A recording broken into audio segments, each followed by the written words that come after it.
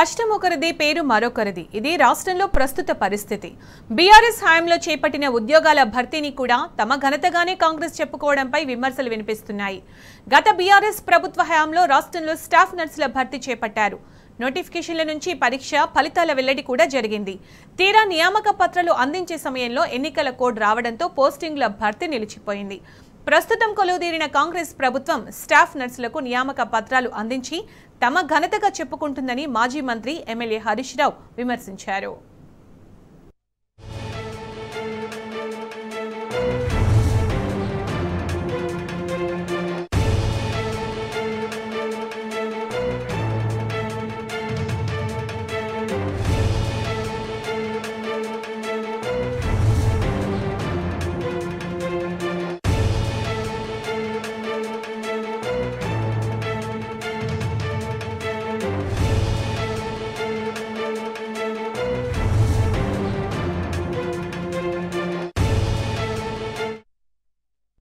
రాష్ట్రంలో స్టాఫ్ నర్సులకు నియామక పత్రాలు అందించే కాంగ్రెస్ ప్రభుత్వ కార్యక్రమం వంట అయినంక గరిటె తిప్పినట్లు ఉందని వైద్య ఆరోగ్య మాజీ మంత్రి ఎమ్మెల్యే హరీష్ రావు విమర్శించారు. ఉద్యోగ భర్తీ ప్రక్రియను బీఆర్ఎస్ ప్రభుత్వం పూర్తి చేస్తే తమ ప్రభుత్వ ఘనతగా నియామక పత్రాల జారీ పేరిట కాంగ్రెస్ ప్రభుత్వం హడావిడి చేస్తుండడం దౌర్భాగ్యమన్నారు. ఈ ఏడాది ఫిబ్రవరి 1న గ్రూప్ 1 నోటిఫికేషన్ ఇస్తామని పత్రికల సాక్షిగా ప్రచారం చేసిన కాంగ్రెస్ దాని నుంచి విద్యార్థుల దృష్టి మరల్చేందుకే ముందు రోజున స్టాఫ్ నర్సులకు నియామక పత్రాల జారీ కార్యక్రమాన్ని హంగో ఆర్భాటంతో నిర్వహిస్తుందన్నారు. చేయని పనులకు డబ్బా కొట్టుకోవడం బదులు ఎన్నికల వేళ ఇచ్చిన హామీల అమలుపై శ్రద్ధ చూపాలని హితవు పలికారు.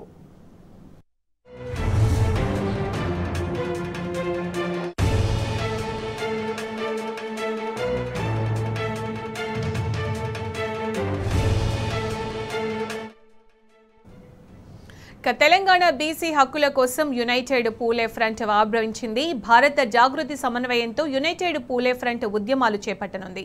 బీసీ సంఘాలు, మేధావులు, ప్రజా సంఘాలతో సంయుక్త కార్యాచరణ చేపట్టనుంది. అన్ని బీసీ సంఘాల నాయకులు భారత జాగృతి అధ్యక్షురాలు ఎమ్మెల్సీ కల్వకుంట్ల కవితను కలిశారు.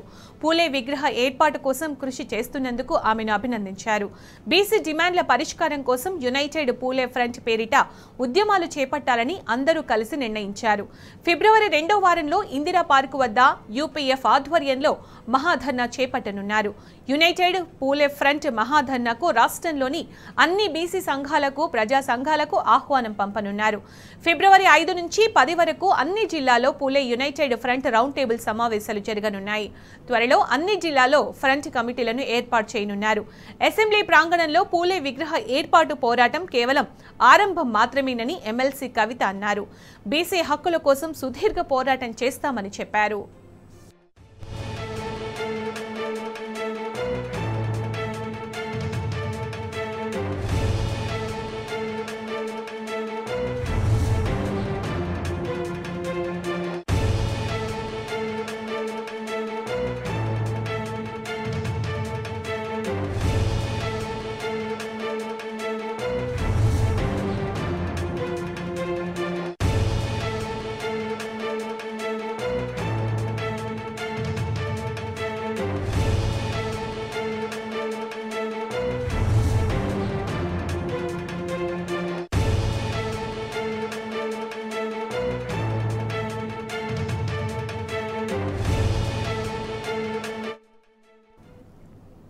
కాంగ్రెస్ మంత్రులకు పరిపాలన చేతకాదని మాజీ మంత్రి సూర్యాపేట ఎమ్మెల్యే జగదీష్ రెడ్డి విమర్శించారు.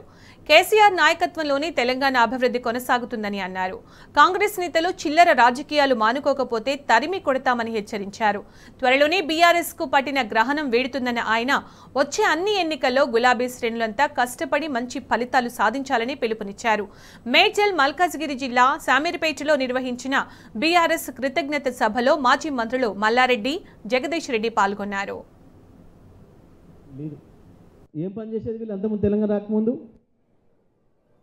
ఒకటి చంద్రబాబు నాయుడు చెప్పులు మోసేది, ఒకటి రాజశేఖర రెడ్డి బూట్లు నక్కేది. అంతకుమించి వీళ్ళు చేసిన పని ఏముంది? ఒక్కనాడు కూడా క్యాబినెట్లో పోయి ఒక మాట అడిగిన మొగలు లేరు. ఇలా తెలంగాణలో కరెంట్ రాకపోతే అడిగినోడు లేడు, మనుషులు లేకపోతే అడిగినోడు లేడు, కృష్ణా గోదావరి నీళ్లు రాకపోతే మాట్లాడినోడు లేడు, ఆంధ్రాలో ప్రాజెక్టులు కట్టుకొని నీళ్ళు తీసుకుపోతుంటే నోరు తెలిసినోడు లేడు. చివరికి కిరణ్ కుమార్ రెడ్డి 6,000 కోట్ల రూపాయలు మంచినీళ్ళకి అని చెప్పి చిత్తూరు జిల్లాకు పెట్టుకుంటే మా నల్లగొండ జిల్లా ఫ్లోరిన్తో నాశనం అవుతుంది. ఒక 100 కోట్లన్న ఇవ్వవా అని అడిగితే నేను ఇయ్యను పో ఏం చెప్పుకుంటూ చేసుకోపో అంటే కూడా ఒక్కడి కూడా నోరు మెరుపని దద్దమ్మలు వీళ్ళు ఇవాళ మంత్రి పదవిలో ఉన్న వాళ్ళందరూ కూడా వాళ్ళ మంత్రులు ఉన్నారు. వీళ్ళు ఎట్లా వస్తుంది పరిపాలన, ఎట్లా చేస్తుంది? బానిస పని చేసిన వానికి పరిపాలన ఎట్లా చేస్తుంది? నిన్న మా దగ్గర అవిశ్వాసం పెడితే మళ్ళీ ఒకరు అర్థం చేసుకొని వచ్చిండ్రు, సపోర్ట్ చేసి ఇంటి మీద దాడి చేస్తూ ఉండిపోయి నేను చెప్పిన గీ అన్ని చిన్న చిన్న విషయాలు, ఈ దాడులు గివి మేమే దాడి చేయదలుచుకుంటే పత్తా దొరకదు మీకు. పోయి ఢిల్లీలో పండాలి అందరూ. తెలంగాణ బిడ్డలు, తెలంగాణ సైనికులు మేము. మాది తెలంగాణ, మీది కాదు. తెలంగాణ తెచ్చింది మేం. ఇవాళ మీకు మంత్రి పదవి ఇచ్చింది కూడా మా భిక్షే, కేసీఆర్ భిక్షనే. నీ ముఖ్యమంత్రి అయినా మీరు మంత్రులైనా కేసీఆర్ భిక్షనే. తెలంగాణ అనేది వచ్చి ఉండకపోతే మీరు ఎక్కడ ఉండేటోళ్ళు? మళ్ళీ మీ ఆంధ్ర భాషల కాళ్ళ కింద ఉండేటోళ్ళు. తెలంగాణ అనేది ఒకటి వచ్చింది కాబట్టే ఇవాళ తెలంగాణకు ముఖ్యమంత్రి అయిన మంత్రులే. అది తెచ్చింది కేసీఆర్. అది గుర్తుపెట్టుకోవాలి. ఎవడు మాట్లాడినా కేసీఆర్ గురించి మాట్లాడదలుచుకున్నప్పుడు మొట్టమొదటి గుర్తుపెట్టుకోవాలి. నువ్వు తెలంగాణ పీసీసీ అధ్యక్షుడో, తెలంగాణ బీజేపీ అధ్యక్షుడో, తెలంగాణ ఇంకో పార్టీ అధ్యక్షుడు అయిండు అని అంటే తెలంగాణ అనే దానికి కేర్ ఆఫ్ తెచ్చిందే కేసీఆర్. గిది మర్చిపోయి వాగుతున్నారు. అధికారంలోకి వచ్చి కూడా ఇంకా అట్లే మాట్లాడతాం, కుక్కల్లాగా వాగుతామంటే మాత్రం వదిలిపెట్టేది లేదు. భరతం పడతాం, అందులో సందేహం లేదు. కేసీఆర్ నాయకత్వంలోనే మళ్ళీ ఈ రాష్ట్రం అభివృద్ధిలోకి పోతుంది. ఈ కొద్ది రోజుల్లో అభివృద్ధి ఆగిపోతుంది. వీళ్ళతో కాదు అనే విషయం ప్రజలకు తెలిసిపోతుంది. కాబట్టి బీఆర్ఎస్ పార్టీ కార్యకర్తలుగా, బీఆర్ఎస్ పార్టీ సైనికులుగా మనమే అధైర్యపడే పని లేదు. తొందరలోనే మనకు పట్టిన గ్రహణం వీడుతుంది. మళ్ళీ ఇప్పటిగా వెన్నెల వస్తుంది, తెలంగాణకు వెలుగు వస్తుంది. అది కేసీఆర్తోనే వస్తుంది. కాబట్టి మనకి చిన్న చిన్న వాటికి బెదిరిపోయి అక్కర్ లేకుండా తెలంగాణ ఉద్యమ స్ఫూర్తిని గుర్తు చేసుకొని అందరం కలిసి ముందుకు సాగుదామని, రేపు రాబోయే ఏ ఎన్నికల్లోనైనా అందరం కలిసి కొట్లాడి సమిష్టిగా మంచి ఫలితాలు తీసుకుందాం. తప్పకుండా తెలంగాణ భవిష్యత్తును మళ్ళీ ముందుకు నడుపుదాం. తెలంగాణను భారతదేశంలో నెంబర్ 1 రాష్ట్రంగా ఏదైతే చేసిండో కేసీఆర్ గారు, దాన్ని నిలబెట్టుకోవడానికి తప్పకుండా మనందరం కూడా ప్రయత్నం చేద్దామని చెప్పి తెలియజేస్తూ, అబద్ధపు హామీలతో గద్దెనెక్కిన కాంగ్రెస్ కు పాలించే సత్తా లేదన్నారు బీఆర్ఎస్ ఎమ్మెల్యే మల్లారెడ్డి. 10 ఏళ్ల కాలంలో తెలంగాణ దేశానికి ఆదర్శంగా నిలిచిందని, అన్ని రంగాల్లో అభివృద్ధి సాధించిందన్నారు. బీఆర్ఎస్ హయాంలో ఎటు చూసినా ధాన్యపు రాసులే ఉండేవని, రైతే రాజుగా కేసీఆర్ పాలన జరిపారని చెప్పారు. కాంగ్రెస్ ను బొందపెట్టే రోజులు త్వరలోనే ఉన్నాయని ఎమ్మెల్యే మల్లారెడ్డి జోస్యం చెప్పారు. కాంగ్రెస్ ప్రభుత్వం వచ్చింది, గద్దె మీద కూర్చున్నారు, కానీ ప్రభుత్వం పరిపాలించే సత్తా వాళ్ళకి లేదన్న, వాళ్ళకి చెడగొడుతురన్న వాళ్ళు మొత్తం. మన సీఎం కేసీఆర్ గారు 10 ఏళ్ళు కళ్ళల్లో ఒత్తులేసుకొని రాష్ట్రాన్ని దేశంలోనే నెంబర్ 1 రాష్ట్రంగా అభివృద్ధి చేసిండన్న, ఒక ఆదర్శ రాష్ట్రంగా తయారు చేసిండన్న మన సీఎం కేసీఆర్ గారు. 12,769 గ్రామాలు ఉంటే ప్రతి గ్రామంకు గ్రేవ్ యార్డు, డంపింగ్ యార్డు, మళ్ళీ క్రీడా మైదానం, నర్సరీ, ఇవన్నీ కూడా తాగునీరు, సాగునీరు చేసిన ఘనత మన సీఎం కేసీఆర్ అన్న. దేశంలో ఎక్కడ లేదు మన లెక్క అభివృద్ధి, మన లెక్క రాష్ట్రం. కరెంటు కానీ, ఉత్పత్తి కానీ, ఇవన్నీ కూడా. మొన్న పంట వండితే అసలు రోడ్లు, గోదాములు, రైస్ మిల్లు సరిపోలేదన్న. 3 లక్షల మెట్రిక్ టన్నుల ధాన్యం పండించిన ఘనత మన సీఎం కేసీఆర్ అన్న. దేశానికే అన్నం పెట్టే రాష్ట్రాన్ని అన్నపూర్ణ రాష్ట్రంగా తయారు చేసిండు మన కేసీఆర్ గారు మన రాష్ట్రాన్ని. అసలు రాష్ట్రాన్ని, అసలు మహాత్ముని పట్టుకొని మన మాజీ సీఎంను, నేను 100 మీటర్ల లోతు బొంద పెడతా, నేను అది పెడతా అంటే ఎంత దుర్మార్గం ఇది, ఎంత దౌర్జన్యం. మీకు తొందరలే బొంద పెట్టే రోజులు వస్తున్నాయి. మీకు బొంద పెట్టేటోడు ఆయన ఢిల్లీలో ఉన్నాడు, ఆల్రెడీ స్టార్ట్ అయిపోయింది. మీ బొందలు స్టార్ట్ అయిపోయినాయి ఆల్రెడీ. మొన్ననే ఢిల్లీలో ఇండియా కూటమిలా ఆఖరికి 3 జరిగిపోయారు. ఎవరెవరు చనిపోయారు? మమతా బెనర్జీ చనిపోయిందా? నితీష్ కుమార్ చనిపోయిందా? ఆపు పంజాబ్ సీఎం చనిపోయిందా? ఇక ముగ్గురు పోయినాక ఎవరు మిగిలినరా? రాహుల్ గాంధీ ఒక్కడే ఒక్కడే ఒక్కడే. ఆయన రెండోసారి జోడో యాత్రకు పోతే మిగతా పార్టీలన్నీ చోడో యాత్రకు వెళ్ళిపోయింది.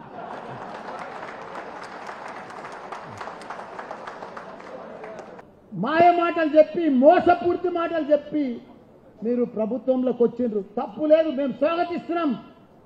కానీ మీరు 6 గంటలు 420 420 నంబర్ పెట్టుకొని అవన్నీ కూడా చేస్తామని చెప్తున్నారు. మీరు చెయ్యాలంటే ఇయ్యాలంటే మనసులో ఉంటే మీకు 5 నిమిషాల పని కాదు. రైతు బంధు ఎందుకు వేస్తలేవు? అప్పుల పాలు చేసిపోయారు అంటున్నావు. అప్పుల పాలు కాకపోతే నీకు లంక బిడ్డలు ఇచ్చిపోతారు. అవన్నీ పంచుకుంటారుగా మంత్రులంతా లైన్గా కూర్చొని. అభివృద్ధి చేసినప్పుడు అప్పు కాదా? సెక్రటరియట్ కట్టినప్పుడు అప్పు కాదా? కాళేశ్వరం కడితే అప్పు కాదా? కేంద్రంకి వెళ్ళి వాళ్ళని తెచ్చిచ్చిరా కాళేశ్వరానికి? యాదగిరిగుట్ట కడితే డెవలప్మెంట్ కాదా? మన మన మన కమాండ్ కంట్రోల్ ఆఫీస్ కడితే ఇది కాదా? ప్రగతి భవన్ కడితే అప్పు కదా? వీళ్ళకట్ట అప్పు ఉండొద్దట, లంక బిందెలు పెట్టి పోవాలంట, వీళ్ళు వచ్చి కూర్చుంటారట, దబా చేస్తారు. ప్రజలకు బీఆర్ఎస్ పార్టీ చేసినంత మేలు ఏ ప్రభుత్వాలు చేయలేవని మాజీ మంత్రి శ్రీనివాస్ గౌడ్ తెలిపారు. బీఆర్ఎస్ ప్రభుత్వంపై వ్యతిరేకంగా ప్రజలు కాంగ్రెస్కు ఓటు వేయలేదన్న ఆయన ప్రభుత్వం మారితే ఎలా ఉంటుందో చూసేందుకే కాంగ్రెస్కు పట్టం కట్టారన్నారు. గద్వాల నియోజకవర్గం బీఆర్ఎస్ సమీక్ష సమావేశంలో పాల్గొన్న శ్రీనివాస్ గౌడ్ వచ్చే పార్లమెంటు ఎన్నికల్లో బీఆర్ఎస్ మెజారిటీ స్థానాల్లో గెలుపొందుతుందని చెప్పారు. సర్పంచుల పదవీకాలం ముగియనున్న నేపథ్యంలో నియోజకవర్గాల్లోని సర్పంచులను పాలక మండలిని ఘనంగా సన్మానించారు.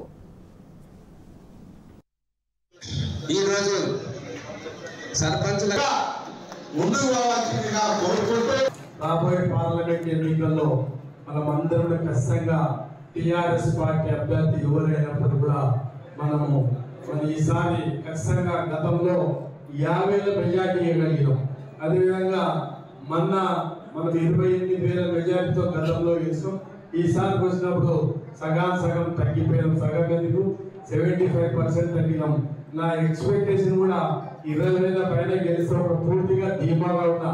నేను ఎక్కువ టెన్షన్ పడలే. ఎన్నికల పోయినసారి ఎన్నికలలో టెన్షన్ పడినా కానీ ఈసారి ఎన్నికలు గెలుస్తామని పూర్తిగా నమ్మకం ఉండే. ఇంతమంది సర్పంచులు అందరికీ ఏంటంటే ఈరోజు అయిపోతుంది కదా, రేపు బాధ ఎక్స్చేంజ్ చేయాలని డిమాండ్ చేసి కొత్త సర్పంచ్ బిల్ని ప్రసరించాలి పెట్టాలని చెప్పి ప్రస్తుత పరిస్థితులన్నీ కూడా మీకు అంతా తెలుసు. మీరు అనే ఆవేదనలో నిజాలు ఉన్నాయి. మీరు చెప్పే ఆవేదనలో అర్థం ఉంది, వాస్తవం అంటే అందరూ వచ్చింది నువ్వు చేసినావా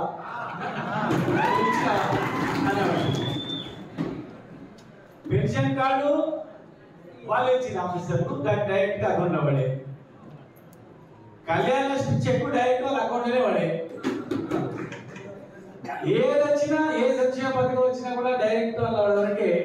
సర్పంచ్ గా నీ చేతుల మీద నువ్వు ఇచ్చింటే మీకు కొద్ది హక్కు ఉంటుంది. ఇగో నీ కష్టం వల్లే వచ్చింది, కానీ వాళ్ళకు గుర్తించలే. మీ కష్టం వల్ల నిధులు వచ్చినాయి, మీ కష్టం వల్లనే అన్ని స్కీములు వచ్చినాయి, మీ వల్లనే ఆరోగ్యశ్రీ కానీ సీఎం రిలీఫ్ ఫండ్ కానీ అన్ని వచ్చినప్పుడు ఏమైందంటే ప్రజల్లో పోయినప్పుడు అందరిలాగా వచ్చినాయి, నీకు వచ్చినాయా? ఎందుకంటే పెన్షన్లు ఊరికి 100 ఇస్తుంది, ఆ ఊరికి సర్పంచ్ 100 మంది వాళ్ళకి ఇస్తుంది. గిరిజనుల సమస్యలు పరిష్కరించాలంటూ భారతీయ గోర్ బంజారా సచివాలయాన్ని ముట్టడించింది. గిరిజనుల పోడు భూముల సమస్యను పరిష్కరించాలని బంజారా నాయకులు డిమాండ్ చేశారు. ఫిబ్రవరి 15న సేవాలాల్ జయంతి నాడు సెలవు ప్రకటించాలన్నారు. హాస్టల్లో ఉంటున్న విద్యార్థులకు కాస్మెటిక్ ఛార్జీలు పెంచాలని గోర్ బంజారా నాయకులు ప్రభుత్వాన్ని డిమాండ్ చేశారు. ఇందిరమ్మ ఇళ్ల సాయం 10 లక్షల వరకు పెంచాలన్నారు. అటు ఆందోళన చేస్తున్న భారతీయ గోర్ బంజారా నాయకులను పోలీసులు అరెస్టు చేసి పిఎస్కు తరలించారు.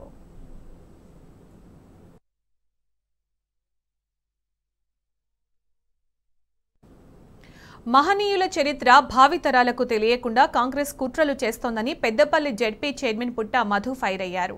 అసెంబ్లీ ఆవరణలో జ్యోతిరావు పూలే విగ్రహం ఏర్పాటు చేయాలని భారత జాగృతి అధ్యక్షురాలు కవిత చేస్తున్న పోరాటానికి పుట్టా మధు మద్దతు తెలిపారు.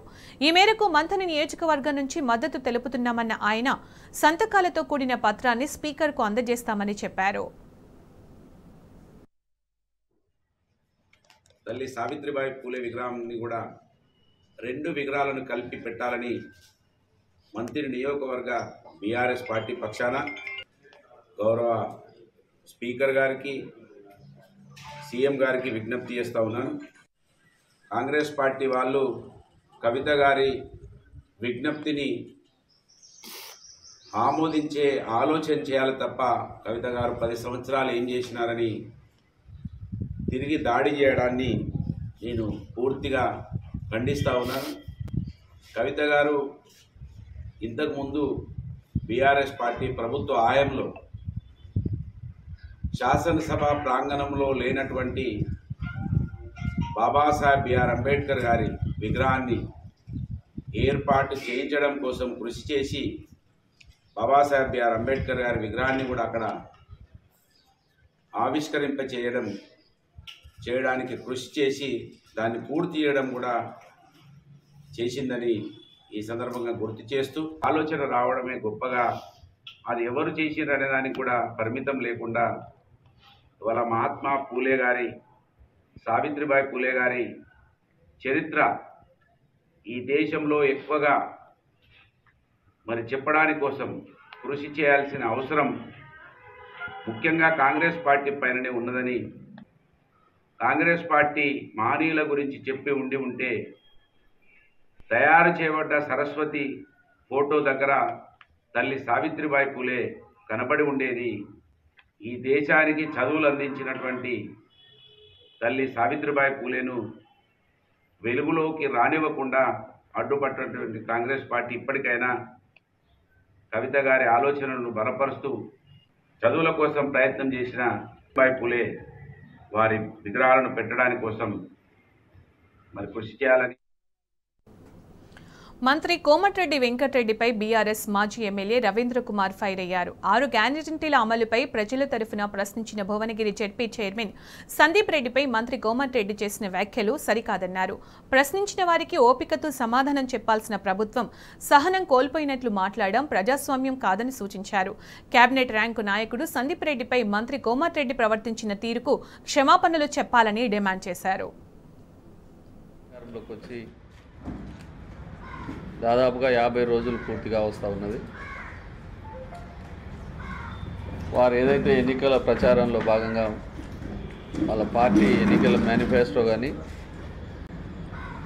6 గ్యారెంటీల పేరుతో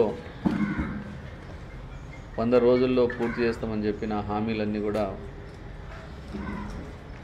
ప్రధాన ప్రతిపక్షమైన మా బీఆర్ఎస్ పార్టీ ప్రజాప్రతినిధులు కానీ మేము పార్టీగా గ్రామాలలో వెళ్ళినప్పుడు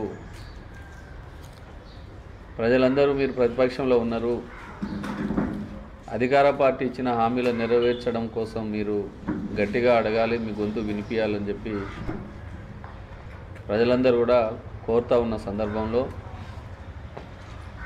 ఈ మధ్యకాలంలో మా పార్టీ సమావేశాల్లో